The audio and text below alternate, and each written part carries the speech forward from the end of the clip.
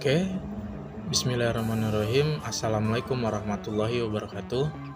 Saya Renaldi Muhammad Gunawan dengan NPM 19510303338, Prodi Akuntansi Syariah, semester 6, Universitas Islam Negeri Raden Intan Lampung. Di sini saya akan menjelaskan dan menjabarkan soal transaksi ekspor dan transaksi impor pada mata kuliah Akuntansi Keuangan Lanjutan 2. Pembuatan video ini demi memenuhi tugas UTS yang diberikan oleh Bapak Rahmat Fajar Ramdhani MSI selaku dosen pengampu pada mata kuliah Akuntansi Keuangan Lanjutan 2. Oke, baiklah, langsung kita masuk saja ke pembahasan videonya.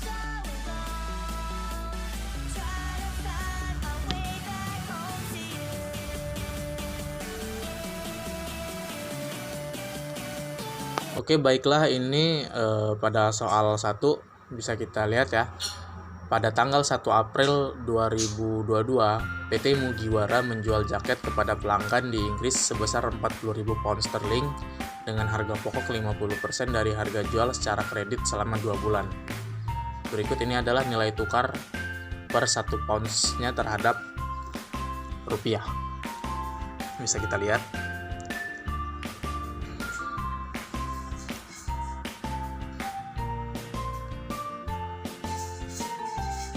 Oke, langsung saja kita kerjakan. Pada transaksi pertama pada tanggal 1 April 2022, nilai kursnya yaitu sebesar 16.100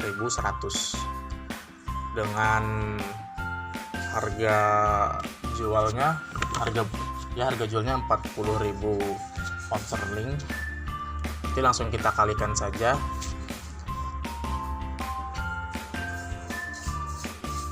40.000 pound sterling dikalikan dengan kurs rupiah 16.100, maka didapatkan hasil 644 juta. Oke, pada jurnalnya yaitu piutang pada pendapatan penjualan sebesar 644 juta.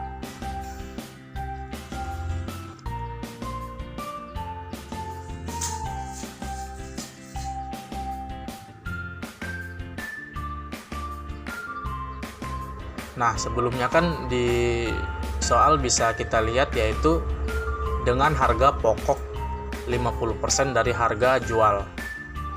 Berarti BPP pada persediaan, BPP-nya sebesar 50%, berarti 644 juta itu dikalikan dengan 50%. Maka didapatkan hasil sebesar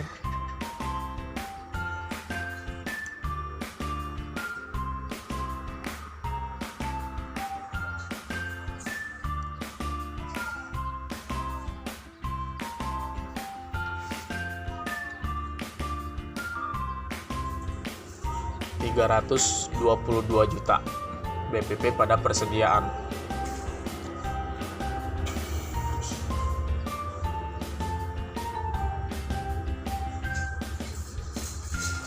Oke, lanjut ke transaksi kedua ya, pada tanggal 31 April 2022. Caranya masih sama. Di sini hanya yang membedakan nilai kursnya. Nilai kursnya itu 16.250. Berbeda dengan 1 April tadi. Maka didapatkan hasil sebesar 650 juta. Nah, 650 juta ini kita selisihkan, kita bandingkan dengan 644 juta, maka selisih dari 650 juta dengan 644 juta ini didapat sebesar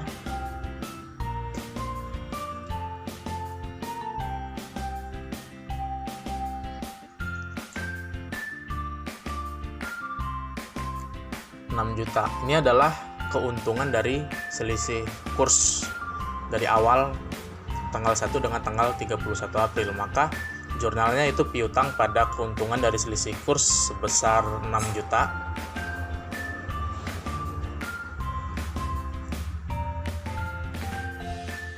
Oke, langsung masuk ke transaksi ketiga di bagian pelunasan, yaitu pada tanggal 1 Mei 2022. Caranya masih sama, yang membedakan adalah nilai kurs rupiahnya. Nilai kurs rupiahnya yaitu sebesar 16.200. Maka akan didapatkan nilai sebesar 648 juta. Nah, 648 juta ini kembali kita bandingkan dengan 650 juta pada tanggal 31 April, maka akan didapat selisih sebesar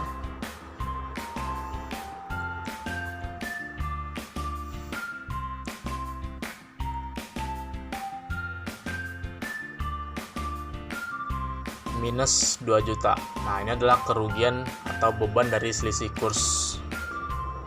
Oke, berarti jurnalnya kas dan beban dari selisih kurs pada piutang.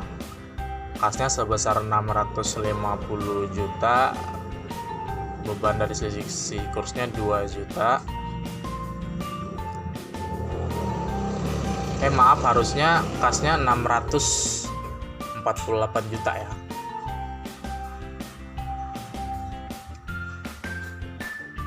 Dan beban dari selisih kursnya yaitu minus 2 juta.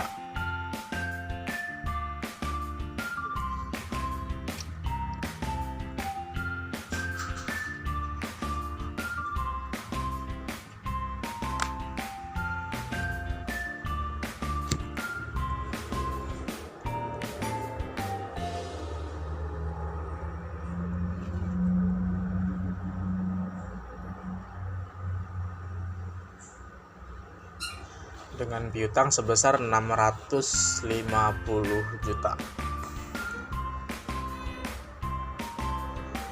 Lalu untuk penjurnalan selanjutnya, beban kerugian selisih kurs pada piutang kredit kita ambil dari selisih antara 648 juta dengan 650 juta. Berarti minus 2 juta ya.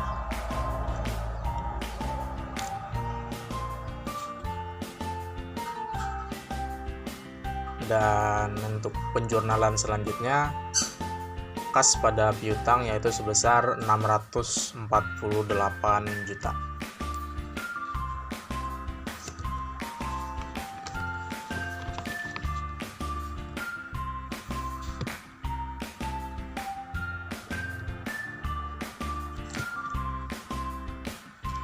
Oke, mungkin inilah jawaban dan penjelasan materi dari saya tentang soal 1, yaitu transaksi ekspor.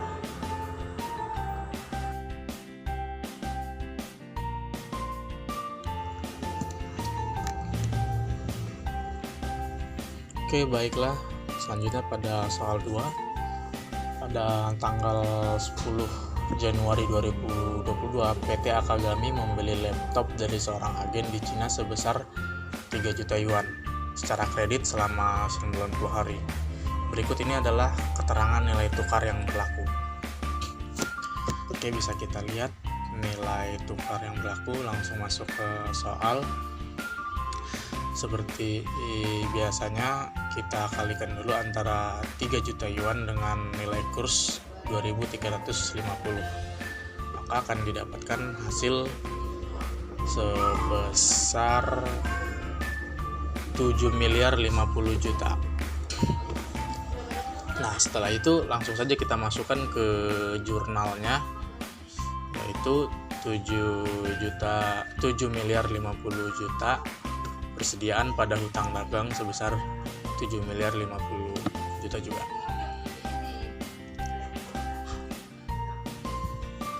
Terus pada transaksi kedua pada tanggal 10 Februari sama, kita kalikan lagi antara 33 juta yuan dengan 2.275, maka didapatkan hasil sebesar 6.825 juta. Nah, 6.825 juta ini kita selisihkan dan kita bandingkan dengan transaksi ya di awal pada 10 Januari 2022. Berapakah selisih yang didapat?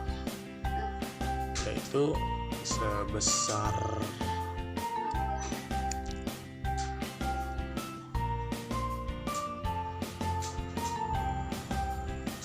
225 juta. Nah, ini adalah keuntungan dari selisih kurs antara 10 Januari dengan 10 Februari. Maka dari itu tinggal kita masukkan ke jurnalnya, yaitu hutang dagang pada keuntungan dari selisih kurs sebesar 225 juta.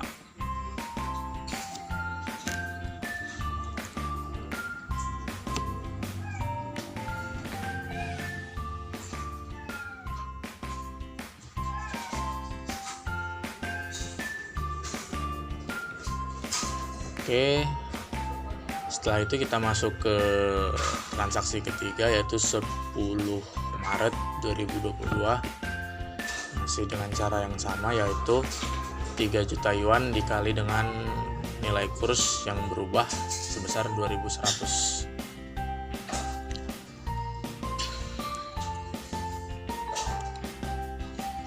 Mendapatkan 6.300 juta. Nah, 6.300 juta ini kembali kita bandingkan pada 10 Februari 2022, berapa selisih yang didapat antara 6.825 juta dengan 6.300 juta. Maka hasilnya adalah 525 juta. Ini adalah selisih atau keuntungan dari selisih kurs pada tanggal 10 Maret 2022, maka jurnalnya adalah hutang dagang pada keuntungan dari selisih kurs sebesar 525 juta. Dan jurnal selanjutnya yaitu hutang dagang pada kas yang dihasilkan antara kurs 2100 tadi, berarti 6.300 juta.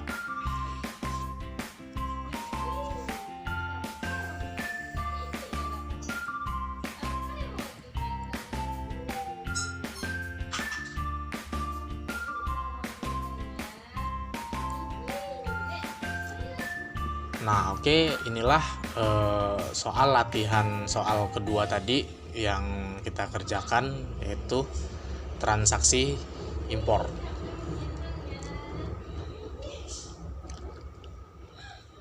Baiklah, mungkin itu saja sedikit materi yang dapat saya sampaikan.